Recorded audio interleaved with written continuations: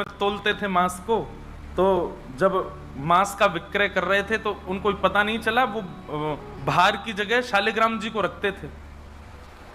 लेकिन कीर्तन उनको बड़ा प्रिय था, कीर्तन करते हुए मांस बेचते थे। बताओ, ऐसा उनका स्वरूप। एक बार एक महात्मा वहां से निकल रहे थे, तो महात्मा ने जैसे ही देखा, वो तो देखते ही पहचान गए, मुंह पे कपड़ा रख करके जा रहे थे, तो देखा कि ये तो शालिग्राम जी हैं। तुरंत, अरे तुम क्या कर रहे हो, बहुत बड़ा पाप है, ये तो साक्षात शालिग्राम जी हैं। उसने कहा महाराज मुझसे गलती होगी, मुझे तो पहचान है नहीं। बोले लाओ इनको मुझको दो। शालिग्राम जी ले लिए महाराज, जाकर के शुद्ध नदियों के जल से स्नान कराया, पंचामृत स्नान कराया, इत्र लगाया, चंदन लगा करके चांदी के सिंहासन पर बैठा के माला पधरा दी, ठाकुर जी का कीर्तन, बढ़िया खीर बना के भोग लगाई, और खूब रोए महात्मा। बोले कि नाथ आप भी कहाँ के कसाई के यहाँ बैठे थे, अब आप विराजो, प्रेम से रतन सिंहासन पर विराजो।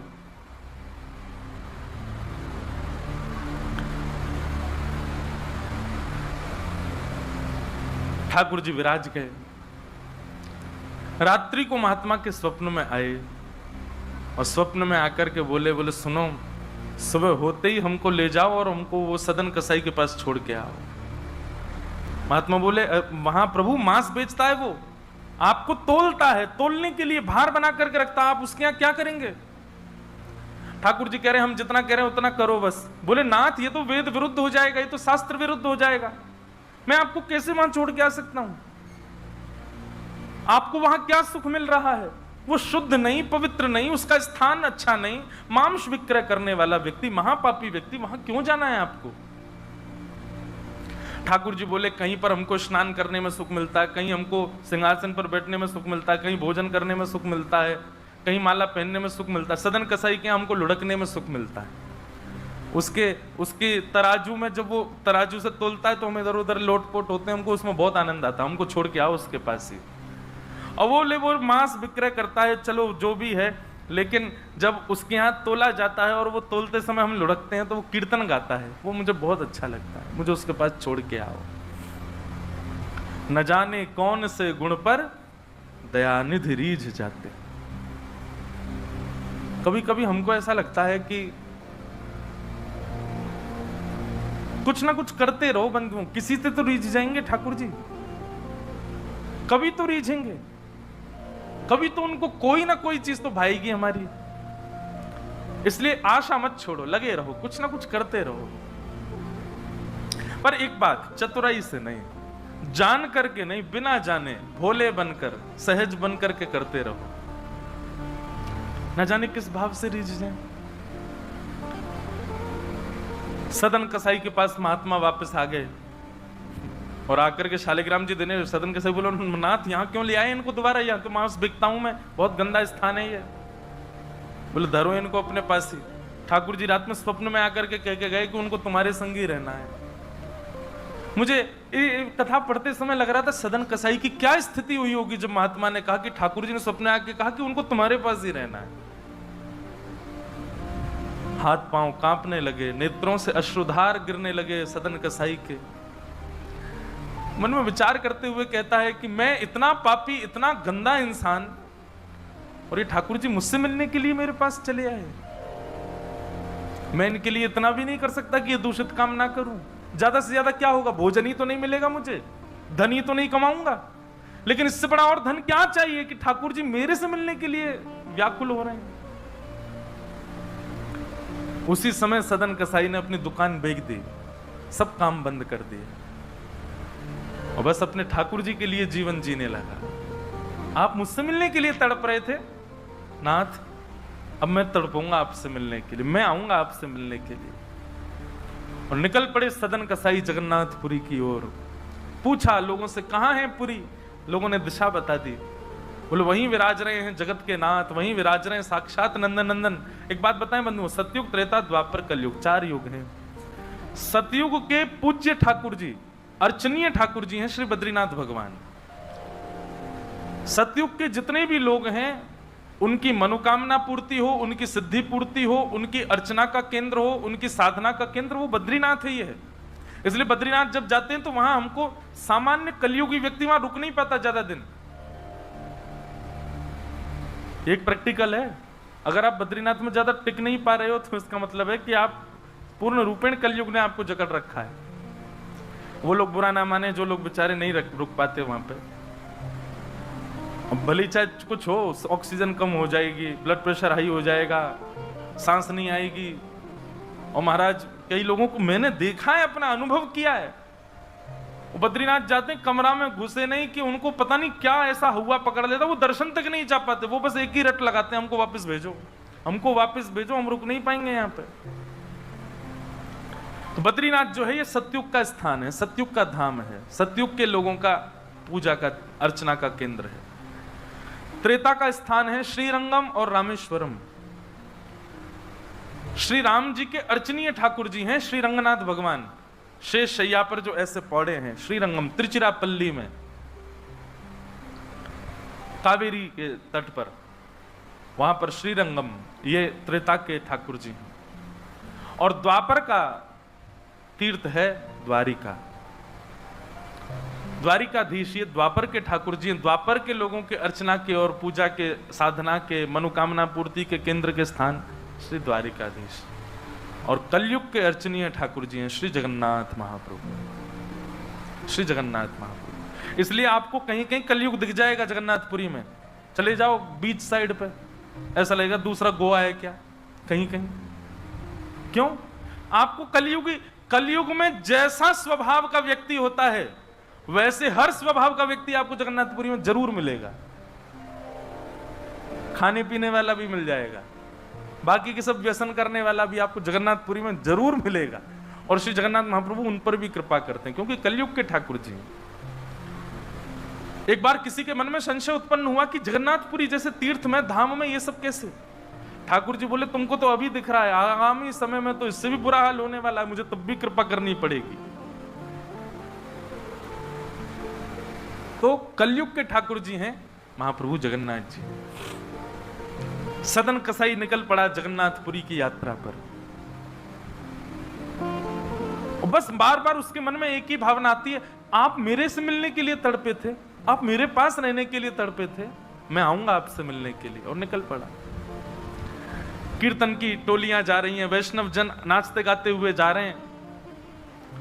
जैसे जैसे वैष्णवों की टोलियां और कीर्तन की टोलियां निकलती हुई देखे सदन कसाई, उसका मन हो कि मैं भी चला जाऊं। तो जो लोग पहचानते थे वो लोग कह देते थे, अरे कसाई है ये। तो सब लोग उसको कहते, भाई तुम हमसे दूर चलो, हमारी टोली में चलोगे, हमारे संग बैठ के खाओगे पियोगे, हम सब अपवित्र हो जाएंगे। जिस मार्ग पर सब लोग चल रहे हैं सदन कसाई उस मार्ग से उतर करके चल रहे हैं। कहीं मैं इस मार्ग पर चलूंगा, मेरे चलने से मार्ग अपवित्र हो जाएगा। और स्मरण कर रहे हैं महाप्रभु श्री जगन्नाथ जी का। चलते चलते बंधुओं, मुझे ऐसा लगता है आजकल तो ऐसे चित्र हो गए हैं, हम लोग कहीं भी दर्शन कर लेते हैं महाप्रभु जी का। उस काल की बात है जब चित्र भी नहीं होते थे, तो कई लोग तो पहली बार ही जगन्नाथ जी को देखते थे। कैसा स्थिति होती होगी उन लोगों की, कैसा भाव रहता होगा उन लोगों का। सदन कसाई चलते जा रहे हैं, एक मार्ग से उतर करके चल रहे हैं, निष्ठुर मार्ग पर चल रहे हैं और बस स्मरण कर रहे हैं श्री जगन्नाथ महाप्रभु का। चलते चलते चलते एक नगर में पहुंचे, रात्रि का समय हो गया, शाम का समय हो गया। तो एक भवन बना था, घर बना था, उसी के बाहर ही सदन कसाई बैठ गए। सदन कसाई का रूप बहुत सुंदर था, नेत्र, उनके केश, उनके मुख की आकृति, उनकी भुजाएं बहुत सुंदर थे। भले ही कसाई थे पर सुंदर थे। तो जिस भवन के बाहर बैठे वहां भवन की अंदर एक गृहिणी वो निकल करके बाहर आई और उसने जैसे ही सदन कसाई को देखा उसका मन आ गया उन्हीं के ऊपर। शाम का समय, सदन कसाई को लोभ देने लगी और उसने इशारा करके कहा कि भीतर आ जाओ। तो सदन कसाई ने उसकी ओर देखा और उनके मन में तो बस जगन्नाथ जी बैठे हैं, कोई ऐसा भाव तो दूषित था नहीं। उन्होंने इशारा कर दिया, कुछ इशारा किया और उस इशारे को उस कन्या ने, उस महिला ने ऐसा समझा कि मानो ये कहना चाह रहे हैं कि तुम भीतर जाके पहले अपने पति का वध करो, तब मैं रहूंगा तुम्हारे साथ। और बंधुओं एक बात बताएं, विषय जब माथे पर बहुत तीव्रता से चढ़ता है ना, वासना जब बहुत तीव्र चढ़ जाती है, तो व्यक्ति ये भी विचार नहीं करता मैं क्या कर रहा हूं। वो कितनी भी कथाएं सुन रहा हो, कितनी भी कथाओं में जा रहा हो, पर विषय जब उसके हृदय में होता है तो वो बिल्कुल विवेक शून्य हो जाता है।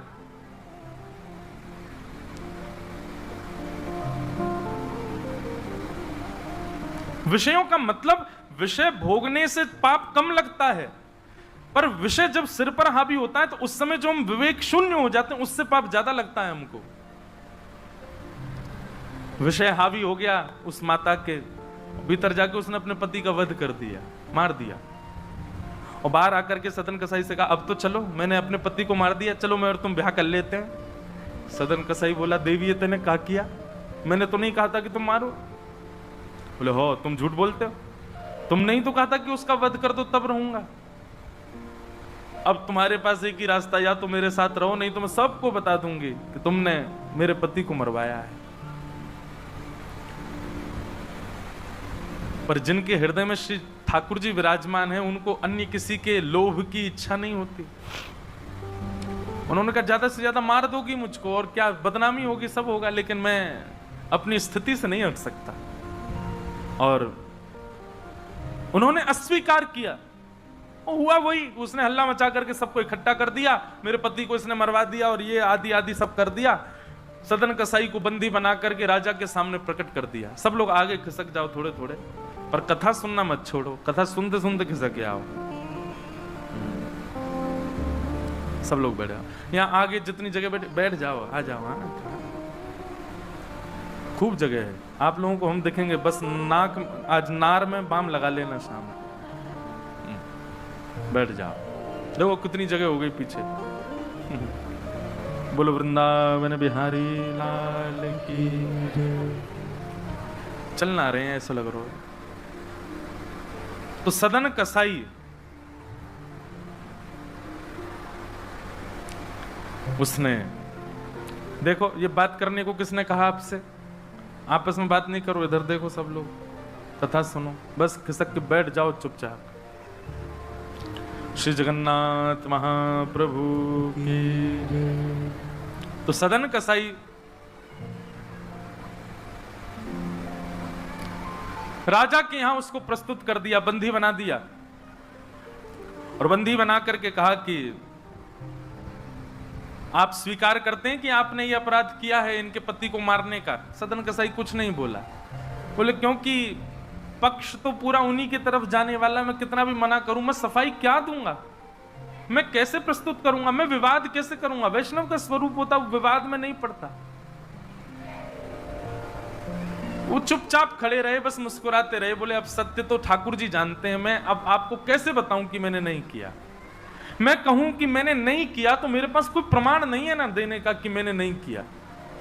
और प्रमाण देने के लिए, इकट्ठा करने के लिए, इतने प्रपंच में पढ़ने के लिए मैं नहीं निकला हूं। मैं तो जगन्नाथ जी से मिलने के लिए, आपको जो दंड देना है बस मृत्यु दंड मत देना, बाकी जो दंड देना है दे दो, मुझे जगन्नाथ जी का दर्शन करना है।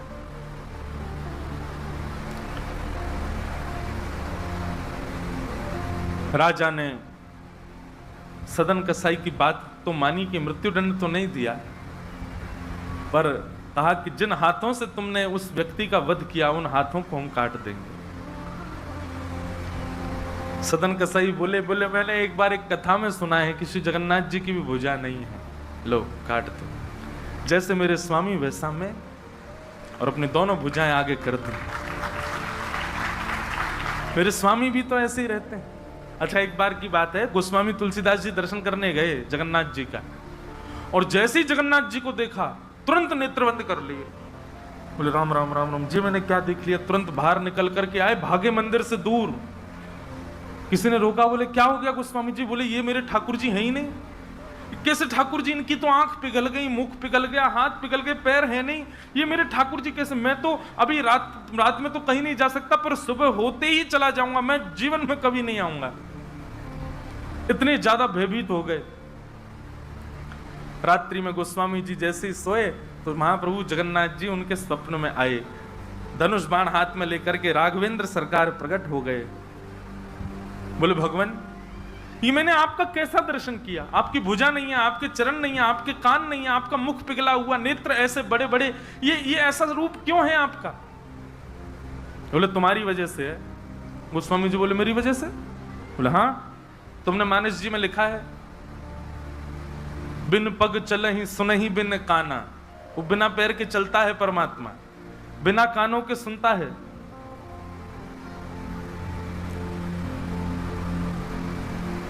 निज कृत कर्म करहु विधि नाना।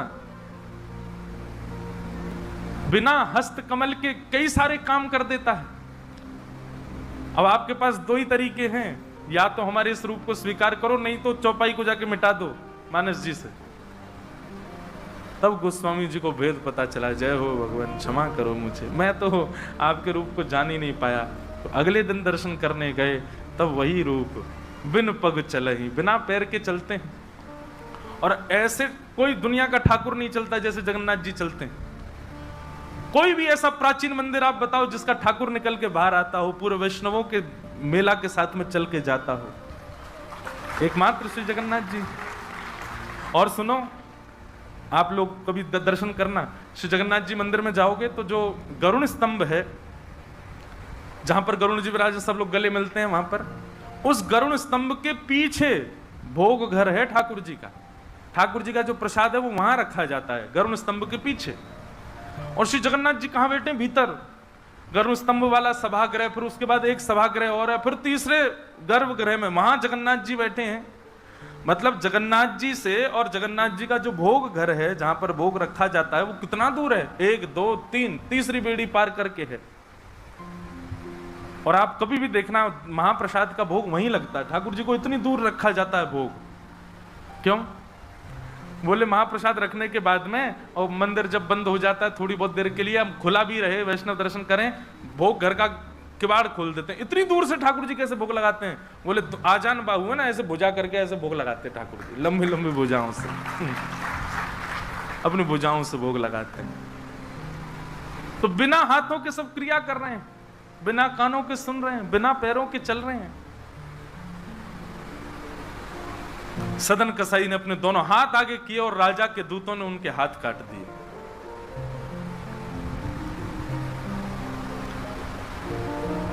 पीड़ा में नहीं है, प्रसन्नता में है। आंसू तो निकल रहे हैं नेत्रों से, पर प्रसन्नता के आंसू हैं कि नाथ आपने किसी रूप में तो मुझे स्वीकार किया। चलते जा रहे हैं, रक्त बह रहा है दोनों तरफ से। बस रास्ते में एक ही प्रार्थना कर रहे हैं, नाथ है तो ये शरीर ही, और यही माध्यम है मुझे आपके दर्शन का। इसमें जो ये पीड़ा हुई है, जो रक्त संचार हो रहा, रक्त जो निकल रहा है, बस इससे केवल ठाकुर जी इतना, बस इतना रक्त बचने देना भीतर कि मैं जगन्नाथपुरी पहुंच जाऊं, आपका दर्शन कर, उससे पहले मेरे प्राण ना निकल जाएं। और चलते जा रहे हैं। ऐसी लगन हमको कभी नहीं लग सकती बंधुओं, इस जन्म में तो नहीं लग सकती। हम लोग केवल बड़ी बड़ी बातें कर सकते हैं, बड़ी बड़ी बातें सुन सकते हैं। ऐसे प्रेमी हम जगन्नाथ जी के कभी नहीं बन सकते।